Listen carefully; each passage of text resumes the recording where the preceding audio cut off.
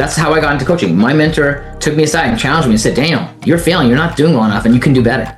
And he showed me the way. He coached me and helped me figure out a better way because he cared about me. And that's the difference with when you're coaching leaders. They're afraid that their conversations and the challenges they're going to do is going to demonstrate, is going to hurt the relationships. But you have to help them find a way to do that while building up the relationship. And so you want to, like, as a coach working with leaders, you want to identify a lot of the things that the leader is struggling with too.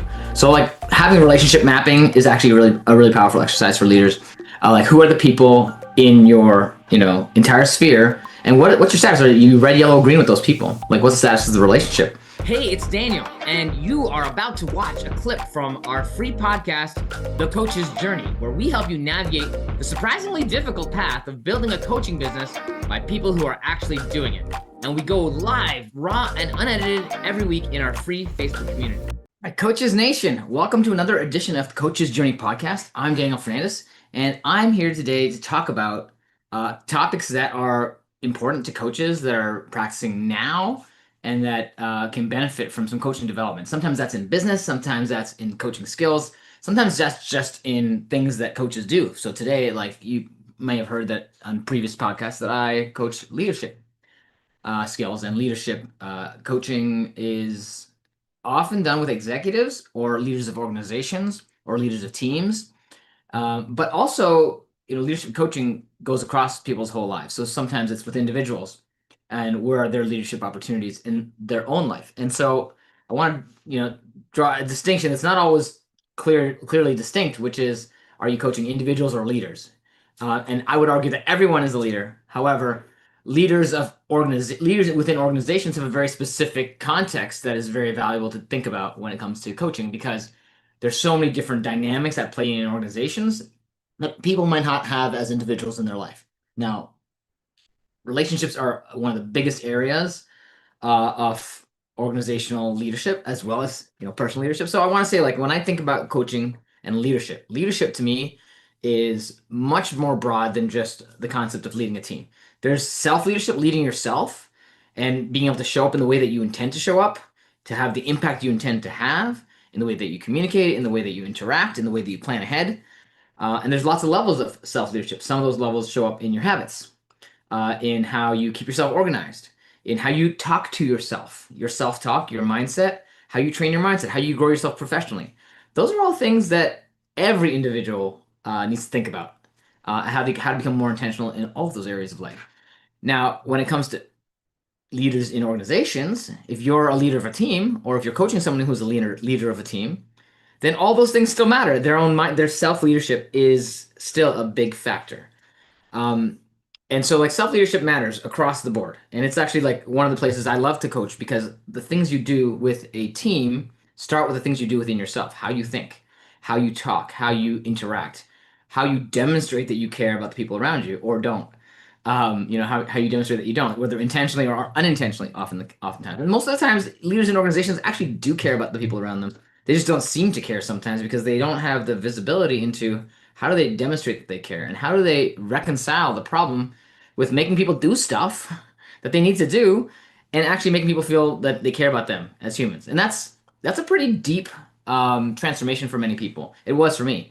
One of the things that happened to me in my career is I had to learn how to demonstrate my deep care of people to the people I work with in an organization.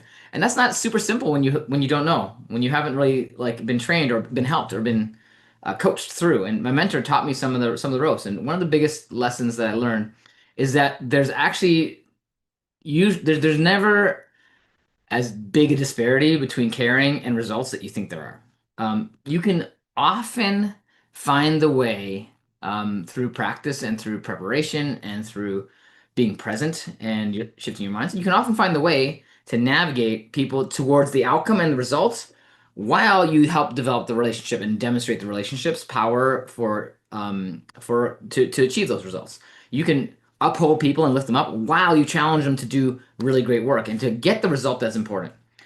And in organizations, it goes a little farther, right?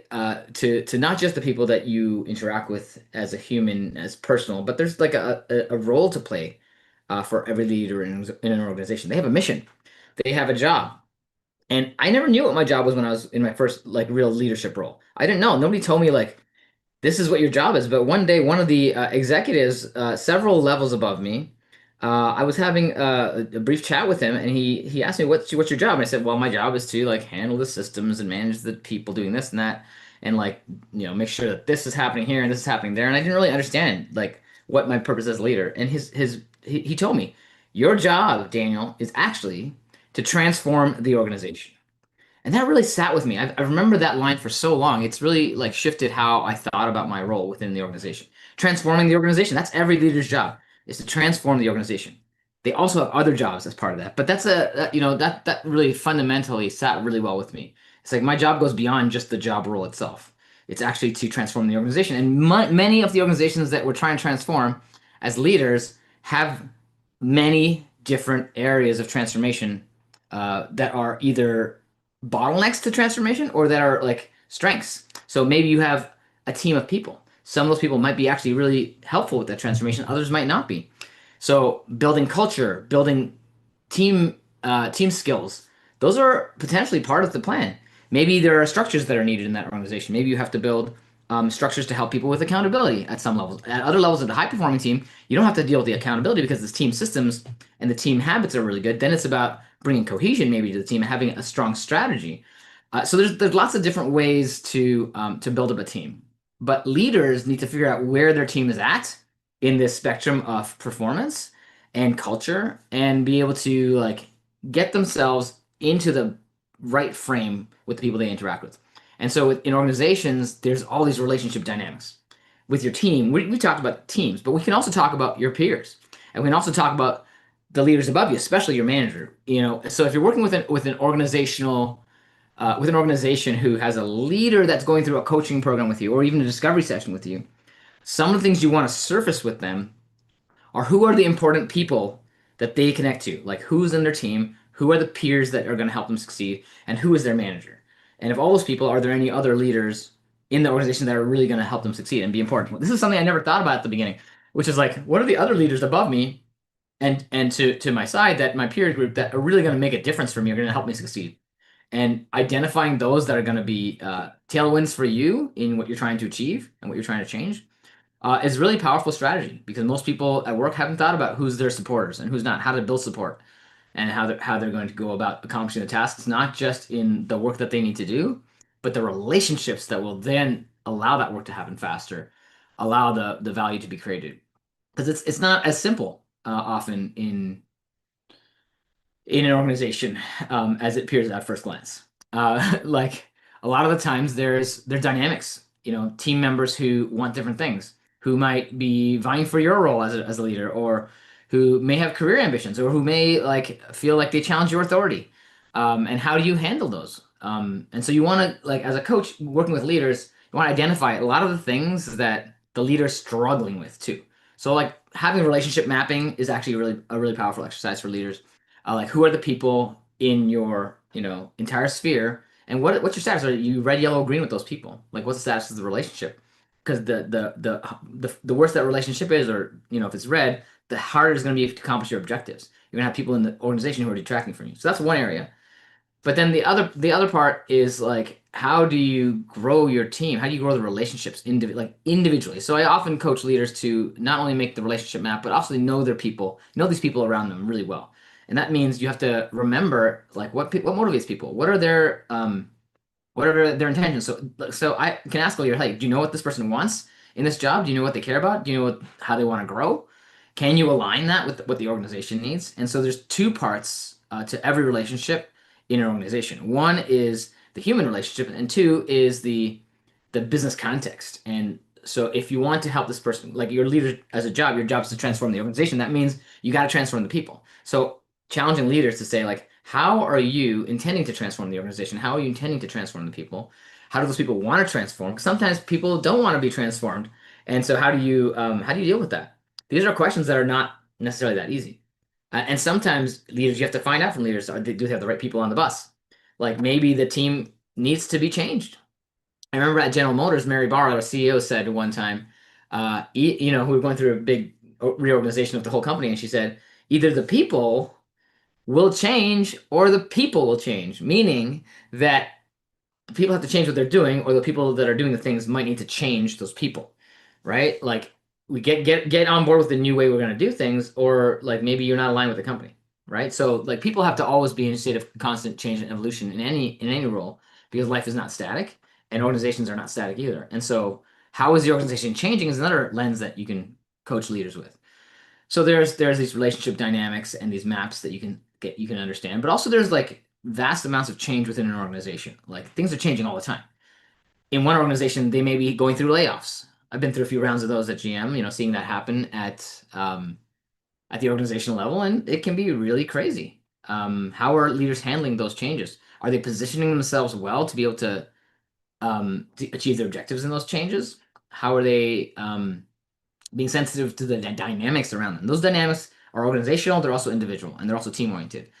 So being in touch with your team and knowing what their goals are. So going back to the idea of knowing the goals, if you have your relationship map and you know they're red, green, yellow, then you know where the highest value places for you to work on those relationships are might be. And then you might also notice that you don't actually know people's motivations really well. So on that relationship map, can you have the leader identify some of those motivations? So like their manager, what does their manager care about? What motivates them? What makes them happy with the situation at work? What really makes a difference to them? What reduces friction? What can you take off their plate? What do they need to take back? How can you challenge them? Like what kind of relationship can you build with their manager? There's a lot of big questions in there. So having people think about their manager relationship. Have they ever been intentional with that? Like in an individual, that person may have a manager at work. You can think about that same way. But somebody who's not in a corporate environment might actually have similar questions about the relationships in their life. But it's a very different dynamic when it's your manager at work because that manager has a lot of power. So one of the opportunities usually for a leader is to develop that manager relationship and be more intentional.